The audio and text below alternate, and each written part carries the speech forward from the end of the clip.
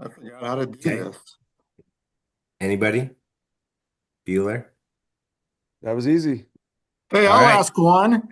Chad, go ahead. And then Oh, well, Mike, you can go. if Mike wants to go first, go ahead, All Mike. right, Mike, go ahead. Mine's not the number one question. You better go. All right. Well, I'll start us off.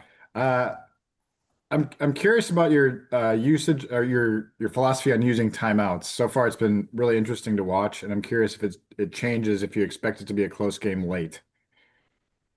Uh, Good question. I have no rhyme or reason, to be perfectly honest with you. A lot of it's my gut. I would guess. When did I call the first time out in the last game? Do you I remember think by it was chance? after a make I early do in. that a lot.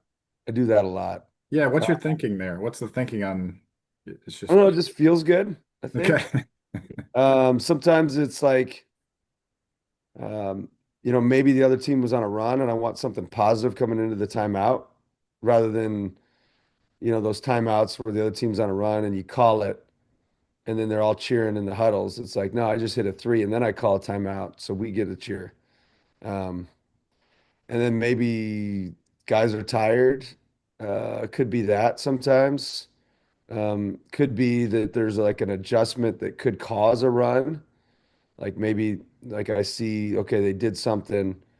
It's something that we can't guard. That could cause the 10-0 run. I need to make sure that I call a timeout to get that dialed in. Um, there's a variety of things. Sometimes I remember one game I called three timeouts in the first half, and I think they were in the first 10 minutes. And then sometimes I end the game with well, because you have with all of my timeouts other than the first half one. So it just kind of depends on the game, the situation. Tom Kakert. That doesn't, if you ask me about specific timeouts, I could probably tell you exactly why I called it. But most of the time I go in and I just kind of Okay. don't have a rhyme or reason. It's based on that game, based on feel, based on what feels right for our Gotcha. team. Like, I mean, the Iowa's previous coach would always save all of his timeouts for like the last 2 minutes, but that's not your philosophy necessarily. No, because I'm not smart enough in the last 2 minutes to draw something up. I mean, what am I going to drop? Give the ball to Bennett, get out of his way? It's not rocket science. That's what every coach draws up anyway, don't they? I mean, every single coach in America, the last second, they always have these cool drops, but it still goes back to who's going to shoot the ball, and so it's like um, Purdue's going to go to Braden Smith, and um, like that's just what people are going to do. All right, Tom. Coach, as you get going in the season, you start to learn more about your team. Every coach does. What have you learned about your team thus far that might have surprised you? I think from an offensive perspective, I think we've really grown. I think our points per possession is pretty high right now. It might be towards the tops, close to the tops in the country on Evan Maya, not Ken Palm. So our points per possession is great. I think we pass it really, really well, which I kind of saw it coming, but then, I was like, okay, this is actually better than I even expected. I think our overall grit is still a work in progress, but it's better than I would have expected at this point in the season. But we have a really, really, really long ways to go in regards to that stuff. So, but those are some things that probably would have surprised me.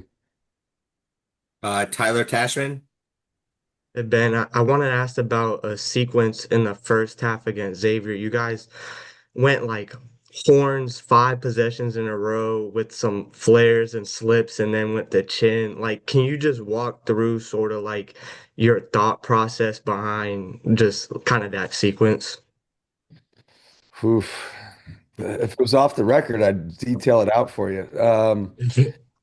Uh, yeah, okay. So that would have been more splits. So it looks like horns, it's more splits. We've got good passing bigs, and so you can kind of play off the ball like that a little bit, depending upon the different coverages on those splits, whether it's maybe they're switching the splits, maybe they're trying to get through them. Maybe it's a big guard that's setting it, maybe it's a little guard that's setting it. Maybe it's one of your bigs that sets it. And then you have a variety of things that you go to off of that based off of what they're doing defensively. So it's similar to any other screen. It just kind of simplifies it a little bit. You see it a lot in the NBA, those splits. They're really, really, really difficult to guard because you're always wrong. When you have good passing bigs, it makes things a little bit easier. And then there's another thing you got to prepare for. You got to prepare for our ball screens or zoom action, our pin downs, and now our splits. And so that specific sequence, I think they tried to get through maybe the first one. No, no, no. They might have tried to switch it. They might have tried to switch it, and I think Tate got underneath of it, and just slipped a switch. And then I think they then tried to not switch it, and that didn't work. And then I think they went back to switching it, and then that didn't work. And so you're kind of always wrong based off of the coverage that you have in. And so that's those guys just making reads, making decisions and all through. But yeah, next time you see me, I'll tell you exactly why I ran it and exactly how it worked. Wait, so you're saying it was split from like the elbow versus like split from a low post? Yeah, so low post splits are different than high splits. So there's low splits, which is the bigs out on the perimeter, and you've got a low split from basically the corner to the wing. There's high splits, which is, that slot to top of the key-ish area. That would be more of a high split. And then there's post splits, which the ball goes into the post, and then they split that post, which you see Golden State run a lot of. And so there's a variety of splits that you can run. And so, a lot of teams in the NBA, I mean, a lot of them, I mean, the Celtics run a ton of those high splits. Um, we'll run low, high, post, we'll run all different kinds of splits, but just kind of intermixed interaction. Elliot Clough. Morning, Ben. Wanted to ask about Ethan Harris now that you've got him signed, and what stood out about him during the recruitment process, and I mean, getting a guy like that over programs like Gonzaga, like you did with Trey Thompson, with Purdue and Tennessee, and all those other programs. Yeah, I mean, Ethan's got an elite amount of energy. He's like, we saw him at a 8 a.m. game and he was lit. Like he was hype, ready to go, fiery, all that stuff. And honestly, the one of the first times we saw him, my assistant Bryson texted me. He goes, "Coach, he's exactly like I was." And Bryson is like elite amount of energy, probably the most energetic guy I might have ever coached. And so it's like, oh boy. And he's like, I'm going to see what he does on this 8 a.m. game tomorrow. 8 a.m. He is ready. Now add that to the fact that he can shoot. He's got guard skills. He can handle. He can do so many different things on the floor. And on top of that, he can guard guards, which is a big deal for us. Because most guys his size don't come in able to guard guards. You have to really develop that. He actually takes a lot of pride in that. So he's gonna, just like the other freshmen, he's exactly what we need to kind of get this thing going and kind of over that hump. John Bonenkamp. Hey, Ben, good morning. Excuse me. Chad asked about timeout policy. I'm going to ask you about your 2 fouls in the first half policy. Do you like to sit guys until halftime, or is that another one where it's just kind of feel about maybe bringing them back? Yeah, I generally don't. So I generally will play guys like I think Alvaro might have got two. Did he get two? Yeah, the other night, yeah. So he got two the other night, and I think it was maybe it was quick, and we were going to put him back in. So we take him out right then just to make sure Right. they don't get a third quick, and then we were going to put him back in, but then we made a run, and we didn't really need to, so we didn't really need him. But no, I mean, I've played guys in the first half with 3 fouls. But part of it is per player. Like if Mhm. they're super foul prone and they can't help themselves, you can't do that. But if they can help themselves, like I remember Trevor Hudgens, our point guard one year gosh, and I might stand corrected, but I want to say he might even had like 4 fouls with 10 minutes to go in the national title game, and I had him out there. It had been our 38-0 year because the announcer kept saying, It's like, I can't believe they have these fouls. This is just a bad idea. Da, da, da. And I'm just like, well, this is what we've done all year. We play guys with 2 fouls and 3 fouls and 4 fouls. And if they foul out, they foul out. So I don't subscribe to that.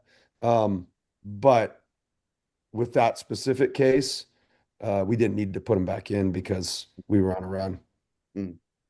Mike Kloss. Hi, Ben. I see that Connor Wheeler was an assistant coach on this staff that's coming in tomorrow night, and I was just kind of curious how he came your way and just how do assistant coaches come your way? What's your criteria for hiring them and so forth? My criteria is pretty simple. It's who do I want to actually do life with? It's pretty simple. I just like to be around guys that I like to be around because this profession is really hard. So I don't really dive too far into do they have this specific skill set. Obviously, you got to have some type of talent to be at this level to coach, but um, are they good people? Are they loyal? Do they work hard? Do I want to be around them every day?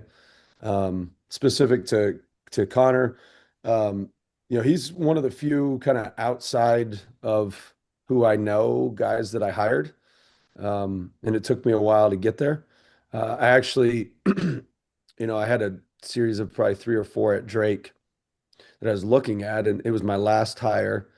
And I hadn't hired it. I think we hired him in August because we kind of got through the cycle. And I'm like, you know what? Let's just get through this cycle and then we'll hire our last assistant. And I talked to him a few times, and then I saw him in Atlanta at an Under Armour event. And I think he said, "Hey, coach, I'm Connor Wheeler." I said, "Okay, Connor." And I think I talked to him for a total of 35 seconds. Um, but I got a good vibe. I liked the vibe. Called his head coach. Coach said good things about him. Then I hired him. So that's kind of how I do things. It's just like I could talk to somebody 150 times and not hiring them, and I could talk to somebody once and it just felt good. And that's just kind of how I operate. Is a lot on feel. Tyler. I'm just curious with Trey Thompson, how do you like as a coach kind of just help him stay patient when maybe the minutes aren't there to start the season? Yeah, that's a tricky one, because Trey is really good, and I think in this environment it can be really tricky on Trey, just because he's a highly recruited kid. He came here specifically to be able to play.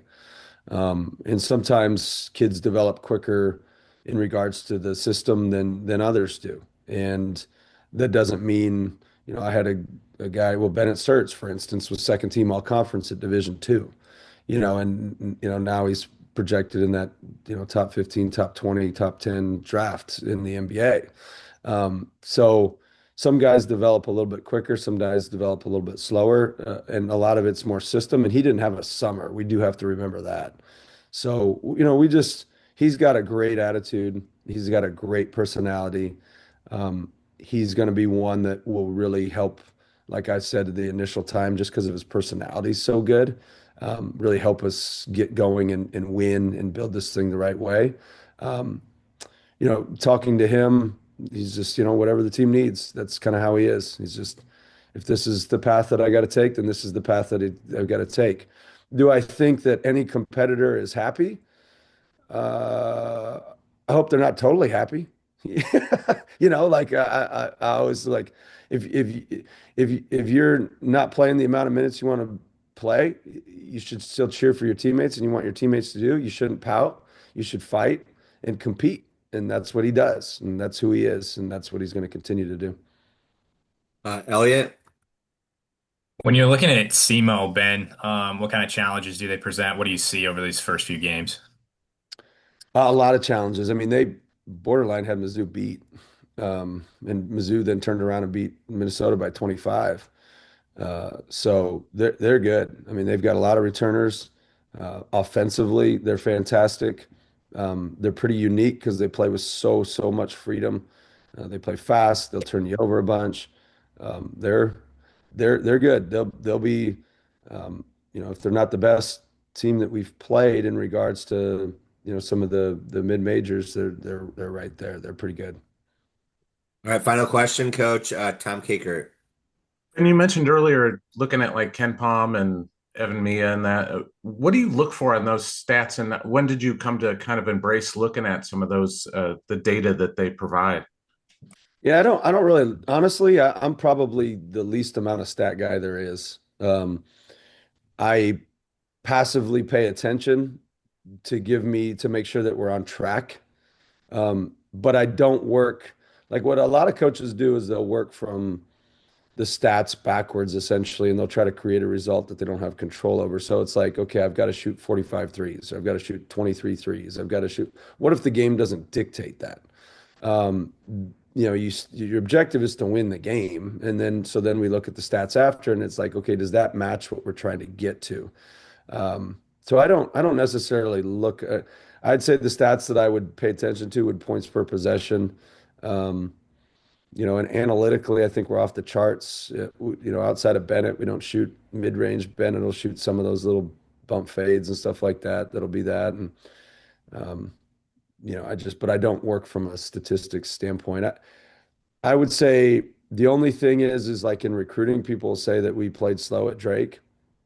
But then you look at Ken Palm and Evan Maya, our true tempo is actually faster than most teams. Like if you look at Evan Maya's true tempo and our actual amount of possessions, it's like over 70, I think, per game.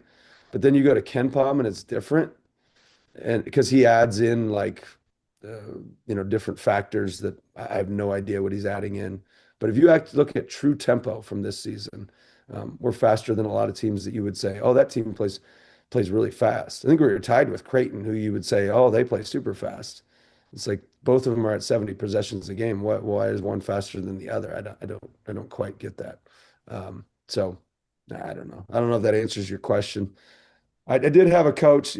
If I trusted that you guys wouldn't post this, I would tell you exactly what my coach used to say about stats, but I'm not going to do that because James won't like that much. All right, sounds good. Thank you for your time this morning, Coach. James cut it off quick. Cut it See you off. guys. Yeah.